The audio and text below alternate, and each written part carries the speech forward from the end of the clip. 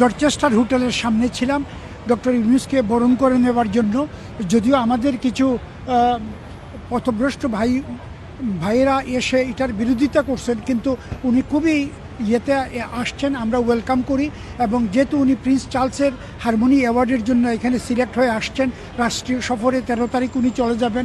আশা রাখি বাংলাদেশ অনেক কিছু, উনি যেখানেই যাচ্ছেন স্পন্টেনিয়াস উনি সাপোর্ট পাচ্ছেন, বিশ্ব নেতৃবৃন্দের সাপোর্ট পাচ্ছেন এবং বাংলাদেশকে একটা উচ্চতর মর্যাদায় উনি অধিষ্ঠিত করছেন। সেই হিসাবে আমরা বাঙালি হিসাবে নিজেকে প্রাউড মনে করি এবং ডক্টর ইউনূসকে আমরা আরও বেশি দিন ক্ষমতায় দেখতে চাই। আমরা নির্বাচন চাই না, নির্বাচন গণতন্ত্রের মানদণ্ড নয়, আদার কিছু সংস্কার বিচার তারপরে নির্বাচন। এবং আমরা চাইব স্থানীয় নির্বাচন আগে হোক।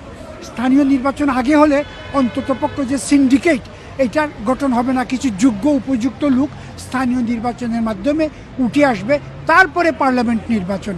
এটি আমাদের জোর দাবি।